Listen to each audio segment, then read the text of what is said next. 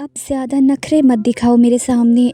तुम मेरी पत्नी हो, तुम्हें हर पर्दे के बाहर देखना चाहता हूँ। चलो जल्दी से अपने कपड़े उतारो, मैं तुम्हारा जिस्म बिना कपड़ों का देखना चाहता हूँ। न्यूर की बात सुनी तो मैं काँप कर रह गई थी। मेरे हाथ पैर ठंडे पड़ रहे थे। मैं तो पहले ही बहुत शर्मीली थी, मैं हर वक्त पर्दे में रहने वाली लड़की थी। मेरी बहन के मरते ही मुझे अपने बहनोई के साथ शादी जैसे पवित्र रिश्ते में बांध दिया गया था। मैं तो छोटी उम्र की 15 साल की लड़की थी। न्यूर मेरे बहनोई थे। मुझे तो उनके सामने बहुत शर्म महसूस हुई थी। पता नहीं वे किस जन्म का बदला मुझसे लेना चाहते थे। वे हर तरह से मुझे परेशान करना चाहते थे। मैं तो अपनी जगह से हिल भी नहीं पा रही थी।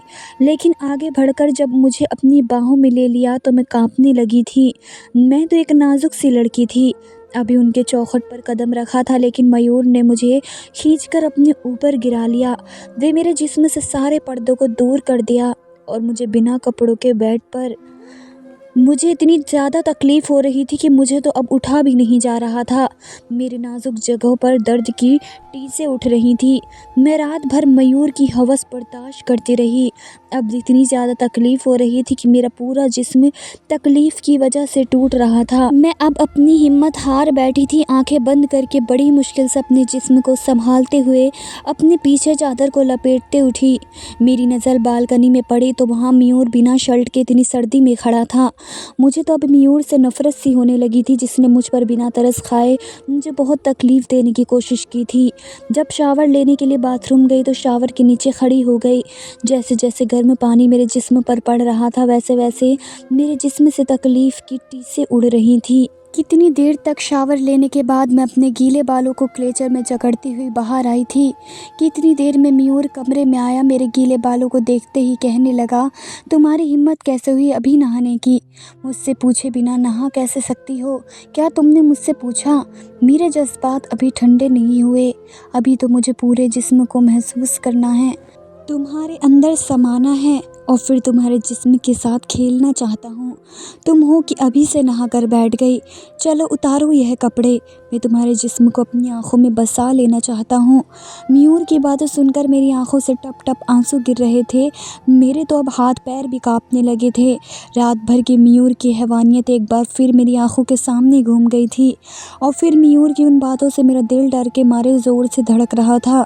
इतना कहकर मयूर मेरे पास आया और मेरे दुपट्टे को खींच कर दूर फेंक दिया। मैंने उसी टाइम रोना शुरू कर दिया। कल रात से तुम्हारी हैवानियत को बर्दाश्त कर रही हूँ। मुझे अब बहुत दर्द हो रहा है। अब मैं फिर उस तकलीफ़ को बर्दाश्त नहीं कर पाऊँगी। अब मुझ में किसी भी तरह की हिम्मत नहीं कि फिर से तुम्हारी हैवानियत को बर्दाश्त करूँ।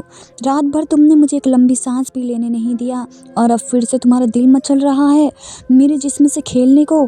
देखिए मयूर जी, मुझे बहुत तकलीफ़ भी हो रही है और रात भर ना सोने की वजह से मेरा सर भी बहुत दुख रहा है, इसलिए प्लीज़ मुझे आराम करने दो। मैं अब सोना चाहती हूँ। मयूर ने रात भर इतने ज़ोर से मेरी गर्दन पर मेरे होठों को काटा था, जहाँ पर अभी भी बहुत मुझे तकलीफ़ महसूस हो रही थी। तुम यहाँ पर तुम्हारी बहन के बदले में आई हो, तुम्हें चाहिए कि मुझे आराम पहुँचाओ। अभी मेरा दिल नहीं भरा, अभी तो मेरे जज्बात ठंडे नहीं हुए। अब मेरे जज्बातों को ठंडा तुम नहीं करोगी तो कौन करेगा? मयूर सिगरेट को पाँव के नीचे कुचलते हुए दोबारा से मेरे ऊपर झुकता हुआ इतना जुनूनी बन गया था कि बड़ी हैवानियत से उसने मेरे हर उस नाजुक जिस्म को काट काट कर घायल कर दिया था। मयूर प्लीज़। बड़ी मुश्किल से मेरे गले से आवाज़ निकल रही थी। मैं दर्द से रोने लगी थी। कुछ नहीं मेरी जान, इतना भी तड़पने की ज़रूरत नहीं, ये सब तो अब तुम्हें रोज़ सहना पड़ेगा। अब इस सब की आदत डालो। मेरे सामने इतना भी नाजुक बनने की कोशिश मत करो। मुझे नाजुक लड़कियाँ बिल्कुल भी पसंद नहीं है। तुम्हारे इस तरह से तड़पना मुझे बिल्कुल भी पसंद नहीं है। मैं तो चाहता हूँ कि तुम भी मेरा भरपूर साथ दो। मैं जब भी तुम्हारे पास जाऊँ तुम भी मेरे लिए पागल हो जाओ और जब मैं तुम्हारे जिस्म को छूतूँ तो तुम भी पागल बन जाओ।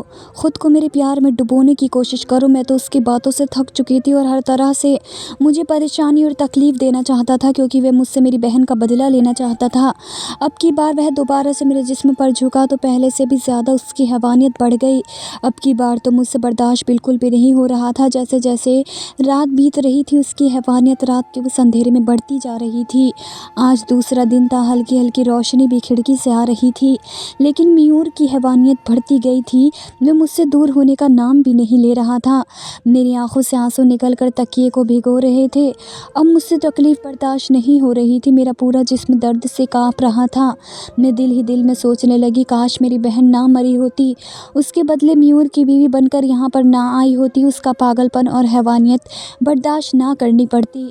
सभी को मालूम था मयूर किस तरह का इंसान था, लेकिन मेरे माँ बाप शर्मिंदगी की वजह से मुझे उसका जुल्म बर्दाश्त करने के लिए उसके साथ मेरी शादी कर दी थी। मुझे बिल्कुल भी अंदाज़ा नहीं था कि मुझे शादी की पहली रात इतनी तकलीफ़ का सामना करना पड़ेगा। अब सुबह के 8 बज रहे थे। कमरे में हल्की रोशनी फैल गई थी।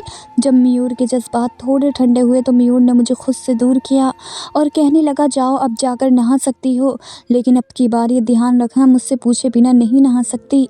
यह कहकर वह सोने के लिए लेट गया। मुझे तो हिलने की भी हिम्मत नहीं थी। मेरे अंग अंग से दर्द की टीस उठ रही थी। मेरी तकलीफ़ और ज़्यादा बढ़ चुकी थी। अब मुझ में नहाने की भी हिम्मत तक नहीं थी। मेरा पूरा जिस्म तकलीफ़ से चूर हो रहा था। आंखों से आंसू टपक रहे थे। मेरे कदमों के साथ मैं नहाकर वापस आई। थोड़ा सा आराम करने के लिए मयूर के दूसरे तरफ जाकर सोने के लिए लेटी ही थी कि मयूर मेरे पास आ गया। मेरा तो मन ही नहीं हो रहा था तुमसे दूर होने को। तुम्हारा खूबसूरत नर्म नाजुक जिस्म एक ही रात में मुझे इतना पागल कर दिया कि मन तो करता है तुम्हारे जिस्म से एक पल के लिए भी दूर ना जाऊं। तुम्हें अपनी बाहों में लेते हुए मुझे सुकून मिल रहा है। वह गहरी नींद में रहते हुए भी इस तरह की बातें कर रहा था। अभी तो बस शुरुआत थी। ये ज़बरदस्ती के बनाए गए रिश्ते में मुझे फिर से कितनी परेशानी का सामना करना पड़ता। मुझे तो इतनी तकलीफ़ हो रही थी, 1 मिनट के लिए सो नहीं पाई थी। करीब 10 बजे मैं नहाकर बाहर आई थी और सीधा किचन की तरफ गई। मेरी सास किचन में खड़े नाश्ता बना रही थी और जैसे ही उसकी नज़र मुझ पर पड़ी तो मुस्कुराते हुए कहने लगी, बेटा मैं कब से तुम्हारा इंतज़ार कर रही थी। मयूर कहाँ है, अभी तक नहीं जागा क्या? मैंने ना में सर हिला दिया, फिर चुप हो गई। अच्छा चलो तुम नाश्ता कर लो, मैं मयूर को जगा देती हूँ। नहीं नहीं मम्मी जी, आप रहने दो, मैं खुद नाश्ता लेकर जाऊँगी और वहीं पर साथ बैठकर नाश्ता कर लूँगी। जब मैं यह कह रही थी तो माँ जी की नज़रें मेरे दुपट्टे से मेरी गर्दन पर जा रही थी, जहाँ पर न जाने कितने काटने के निशान बने हुए थे। उन निशानों को देखकर माँ जी का दिल बुझ सा गया। मयूर की दरिंदगी का साफ साफ मेरी गर्दन पर निशान नज़र आ रहा था। माँ जी अफसोस भरी निगाहों से मुझे देख रही थी। शायद वे दिल ही दिल में सोच रही थी कि वे कम से कम मुझ पर तरस तो खाता। माँ जी ने बहुत ही हिम्मत से मुझे कुर्सी पर बैठाया और कहने लगी, कृति बेटा मेरी बात सुनो। वो मेरे चेहरे को हाथ में लिए अपनी आंखों में भरती हुई कहने लगी, देखो बेटा तुम्हें सब्र से काम लेना होगा। तुम सब कुछ जानती हो कि मयूर पहले से कितना घाव खा चुका है। इस बस परिवार की इज्जत बचाने के लिए उसने मजबूरी में तुमसे शादी की हाँ भरी, और अभी मयूर का घाव ताज़ा है। तुम्हें सोच समझ कर मयूर को हैंडल करना होगा। मेरी बच्ची, ये सब तुम्हारी बहन का दिया हुआ घाव है जो तुमसे बदला लेकर अपने घाव को भरना चाहता है, लेकिन तुम्हें हिम्मत से काम लेना होगा और तुम्हें अपनी मोहब्बत से उसके दिल के घाव को भरना होगा। तुम्हें मयूर का दिल जीतना होगा, क्योंकि तुम्हारी बहन ने जो किया था उसके बाद से तो उसे औरत ज़ात से ही नफ़रत हो गई है। लेकिन देखना वक्त के साथ साथ बिल्कुल बदल जाएगा, तुम्हारे साथ मोहब्बत से पेश आने लगेगा। तुम उसकी मोहब्बत के काबिल हो, बस तुम्हें थोड़ी सी हिम्मत करनी चाहिए। फिर देखना तुम्हारी ज़िंदगी संभल जाएगी बेटा। बस तुम्हें उसकी ज़्यादती पर चुप रहना होगा। मम्मी जी मेरे दुपट्टे को सेट करते हुए मेरी गर्दन के निशान को छुपाने की कोशिश कर रही थी, ताकि मयूर की दरिंदगी किसी के सामने ना आए। एक पल के लिए मेरी आंखों में आंसू भर गए थे। मेरा दिल दुख से भर गया था। मम्मी जी के गले लगकर मैं बहुत ज़ोर से रोने लगी थी। मम्मी जी मैं ये बिल्कुल बर्दाश्त नहीं कर सकती। मुझे मयूर की हैवानियत से बहुत तकलीफ़ हो रही है। एक ही रात में उन्होंने मेरी हालत ख़राब कर दी। फिर मैं कैसे हर दिन उसकी हैवानियत को बर्दाश्त कर पाऊँगी? मैं इतनी तकलीफ़ बर्दाश्त नहीं कर पाऊँगी, मैं तो मर ही जाऊँगी। मयूर ने तो मुझ पर थोड़ा सा भी तरस नहीं खाया। वे बस मेरे जिस्म पर अपनी हैवानियत दिखाना चाहता था। पता नहीं एक ही रात में उन्होंने मेरे साथ कितनी बार। मम्मी जी मैं ये बर्दाश्त नहीं कर पाऊँगी। उनके अंदर तो बहुत हैवानियत है। अगर वे अपनी हवस को नहीं निकालेंगे तो मेरी जान भी जा सकती है। मम्मी जी मुझे बचा लो। आखिर मेरी बहन ने ऐसा क्या किया था जो इतना गुस्सा उनके अंदर भरा हुआ है? तुम्हारी बहन ने जो किया वे किसी और को बताने लायक नहीं है। मयूर एक अच्छा पढ़ा लिखा इंसान था, वह विदेश से पढ़कर आया था, लेकिन उसने कभी अपने लिए लड़की पसंद नहीं की। उसका कहना था कि मैं इतना पढ़ा लिखा हूँ, लेकिन इस मामले में मुझे ज़्यादा एक्सपीरियंस नहीं, तो माँ आप मेरे लिए लड़की ढूंढना।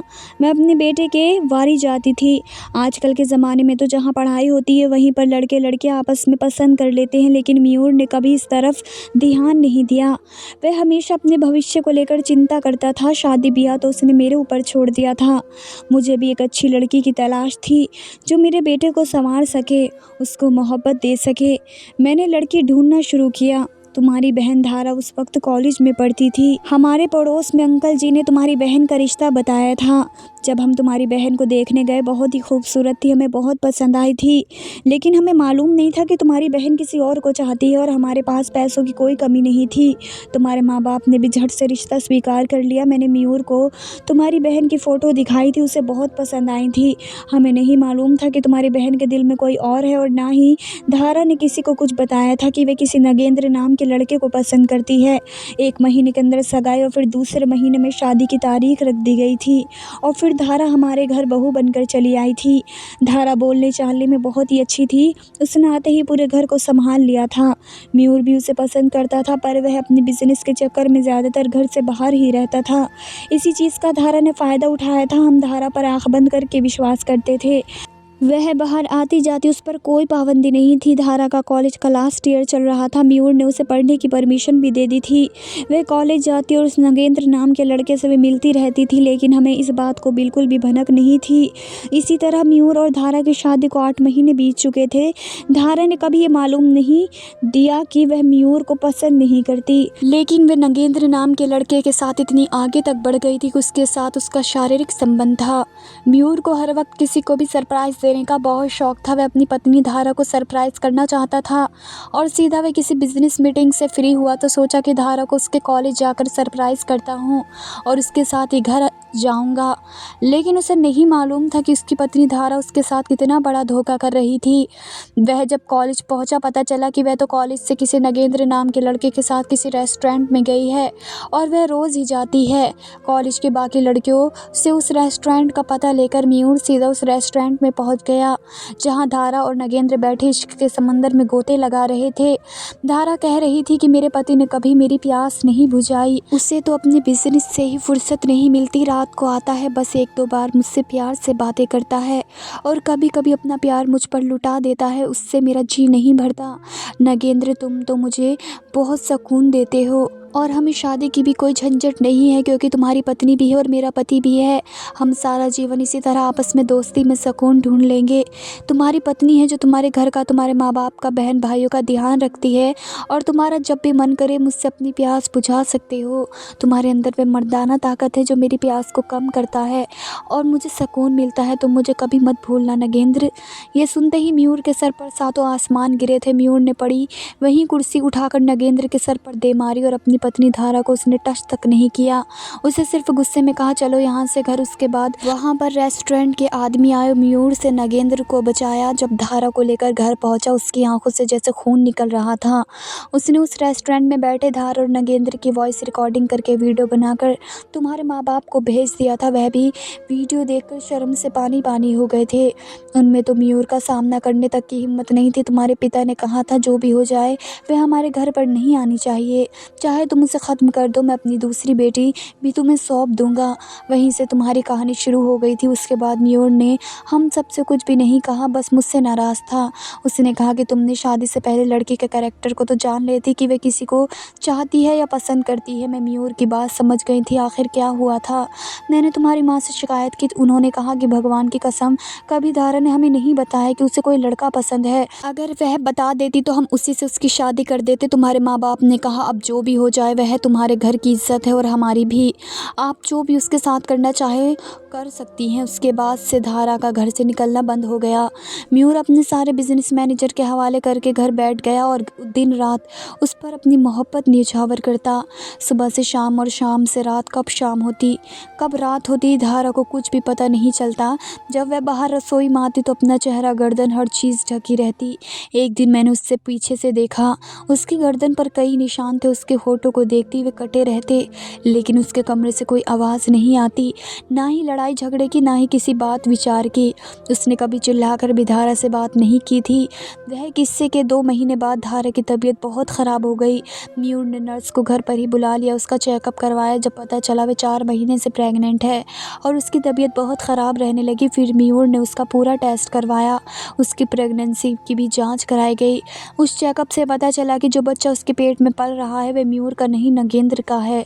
तब मयूर के पैरों तले से ज़मीन निकल गई थी और तब उसने पहली बार धारा पर हाथ उठाया था। तब मयूर ने कहा कि तुम उसे डिवोर्स ले लो और नगेंद्र के साथ ही रहो, क्योंकि मैं इस बच्चे को बाप का नाम नहीं दे सकता। तब धारा पहली बार फूट फूट कर रोई थी और अपनी गलतियों की माफ़ी मांग रही थी। धारा ने बताया कि वह नगेंद्र से 9वीं क्लास से मोहब्बत करती थी, लेकिन नगेंद्र पर अपने माता पिता का बहुत प्रेशर था। नगेंद्र को गाँव जाना पड़ा और गाँव में ही अपने माता पिता की पसंद से शादी करनी पड़ी। शादी होने के बाद जब वह शहर आया तो उसने धारा से सब कुछ बता दिया था, लेकिन धारा ने नगेंद्र को नहीं छोड़ा और यूं ही उनका रिश्ता बना रहा। नगेंद्र के शादी के 1 साल के बाद धारा की भी शादी हो गई और इसी तरह नगेंद्र अपनी पत्नी से छुपकर और धारा अपने पति से छुपकर आपस में शारीरिक संबंध बनाते थे और इस रिश्ते को पूरा जीवन चलाना चाहते थे। लेकिन धारा का ये खेल ख़त्म हो चुका था। वह प्रेग्नेंट हो गई थी। धारा की तबीयत बहुत ख़राब रहने लगी और फिर उसे टेंशन रहने लगा। मयूर उससे बहुत गुस्सा रहने लगा और उस पर जितनी हैवानियत कर सकता था करता था। मयूर ने यह भी कहा था कि तुम ये घर छोड़कर जा सकती हो, लेकिन धारा कहाँ जाती। जब धारा ने एक दिन मयूर से छुपकर नगेंद्र से बात की और कहा जो बच्चा मेरे पेट में है वह तुम्हारा है, तो नगेंद्र ने साफ इनकार कर दिया और कहा मैं उस बच्चे को स्वीकार नहीं करूँगा, क्योंकि मेरे खुद अपने 3 बच्चे हैं। तुम उस बच्चे को गिरवा दो और अपनी ज़िंदगी में खुश रहो। सारा टंटा ही ख़त्म हो जाएगा, ना मेरा होगा ना तुम्हारे पति का। तुम्हारा जीवन खुशी में बीतेगा।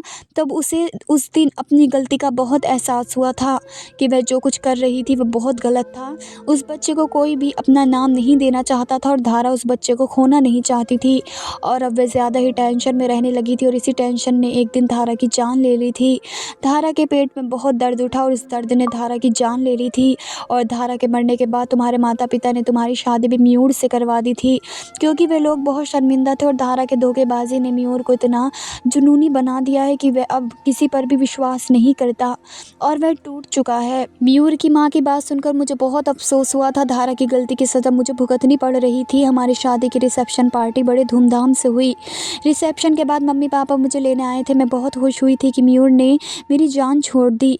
मेरी गलतफहमी कुछ मिनट के लिए थी। मयूर ने साफ मना कर दिया कि मैं कृति को नहीं भेजूंगा। मम्मी पापा भी चुपचाप लौट गए थे। उन्हें अपने दामाद पर बहुत भरोसा था, पर मैं तो बिना कोई गुनाह के लिए इस चंगुल में फंस गई थी और मयूर मेरी बहन धारा का बदला मुझसे ले रहा था। मेरी उम्र भी ज़्यादा नहीं थी। मैंने अभी 10वीं पास किया था और मैं आज तक किसी लड़के से बात भी नहीं की थी। मयूर की पर्सनैलिटी बहुत अच्छी थी, कोई भी उससे शादी के लिए मना नहीं कर सकता था, लेकिन बस मुझे तो उसका हर जुल्म बर्दाश्त करना था। रिसेप्शन वाले दिन जब मैं तैयार हो रही थी, रिसेप्शन पार्टी ख़त्म हुई, मम्मी पापा भी अपने घर चले गए। जब मैं रात को अपने कमरे में गई तो उस भारी भरकम लहंगे में मेरा दम घुट रहा था। मैंने उसको निकाल दिया। तभी मयूर अंदर आ गया और मुझे गुस्सैल नज़रों से देखने लगा। तुमने किससे पूछकर लहंगे को उतारा है? जाओ जाकर पहन कर आओ। अभी मुझे तुम्हें देखना है। जब तक मेरा जी नहीं भर जाता तुम उस कपड़े को नहीं उतारोगी। मैं रोते हुए मरे मरे कदमों से दोबारा लहंगा पहनने लगी और उसका ब्लाउज़ पहन रही थी। ब्लाउज़ का जिप पीछे बैक साइड में था। मुझसे वह जिप नहीं लग रहा था। आईने के सामने खड़ी होकर नाकाम कोशिश कर रही थी। तभी मयूर मेरे पीछे आकर खड़ा हो गया और अपने हाथों से लहंगे और ब्लाउज़ को उतार कर बिना कपड़ों के मुझे बेड पर ले गया और फिर से उसकी वही हैवानियत शुरू हो गई। पर मैं कुछ नहीं कर सकती थी, क्योंकि मुझे किसी और के गुनाह की सज़ा दी जा रही थी। मैंने उसे पूरे 2 महीने बर्दाश्त किए। 2 महीने बाद मेरी तबीयत अचानक ख़राब हुई। जब डॉक्टर ने चेक किया तो मैं प्रेग्नेंट हो गई थी और जब ये बात मयूर को पता चली तो वह खुशी के मारे झूम उठा था और मयूर ने अपने सारे हैवानियत के लिए मुझसे माफ़ी मांगी थी। मैंने भी मयूर को माफ़ कर दिया था, क्योंकि मुझे भी ये बच्चा बहुत प्यारा था। उसके आने से मयूर एकदम बदल गया था। अब वह मुझ पर भरोसा करने लगा था और धारा को भूल चुका था। उसने मुझसे हर गलती की माफ़ी मांगी थी। मैंने भी मयूर को माफ़ कर दिया था। मयूर बहुत अच्छा इंसान था। उसने आज तक अपनी पत्नी के अलावा किसी को आंख उठाकर भी नहीं देखा था। इस बात के लिए मैं उस पर आंख बंद करके विश्वास कर सकती थी, क्योंकि मेरी बहन धारा ने उसको बहुत धोखा दिया था। वह उसी सदमे में मेरे साथ इस तरह का व्यवहार कर रहा था। उसने दीदी के बारे में मुझे बताया था। मुझे भी दीदी पर बहुत गुस्सा आ रहा था। मयूर ने अपनी पहली सुहाग रात के बारे में बताया था। दीदी को ऐसी कोई ब्लीडिंग नहीं हुई थी जो एक कुंवारी लड़की को होती है, लेकिन उसने दीदी पर कोई शक नहीं किया था। ये बात तो उस दिन पता चली जब उसने मेरे साथ पहली रात बिताई थी और मेरा बिस्तर खून से लथपथ हो गया था।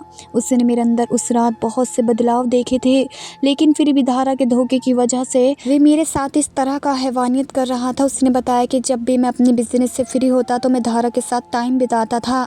धारा में एक अलग तरह की बात थी, वे मुझे पूरी रात पागल कर देती थी।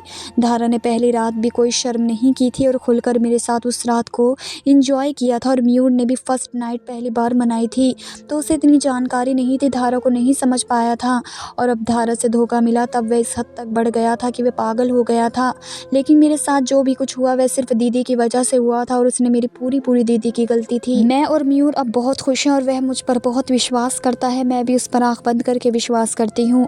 आप लोग बताइए, अगर आप लोग मेरी जगह होते तो क्या करते। मैंने मयूर के बेटे को जन्म दिया है। मयूर अब पूरी दुनिया को भुलाकर मुझे बहुत चाहता है। और मेरी वीडियो आप लोग जहाँ कहीं से भी देखते हैं, कमेंट में अपने शहर और राज्य का नाम ज़रूर बताइए। मुझे आप लोगों के कमेंट पढ़ने में बहुत आनंद आता है और उन सभी का मैं बहुत धन्यवाद करती हूँ जो लोग मेरी वीडियो को देखते हैं, लाइक करते हैं और शेयर करते हैं। अगर आपको आज की कहानी पसंद आई है तो वीडियो को ज़रूर लाइक कीजिए और अपने दोस्तों के साथ शेयर भी कीजिए। और हाँ, अगर आपने अभी तक हमारे चैनल को सब्सक्राइब नहीं किया तो ज़रूर सब्सक्राइब कर ले। मिलते हैं अब अपनी कल की एक और नई दिलचस्प कहानी के साथ। मुझ पर सदा अपना प्यार और स्नेह बनाए रखें। सभी को मेरा प्यार भरा नमस्कार दोस्तों। खुश रहें, स्वस्थ रहें, मस्त रहें।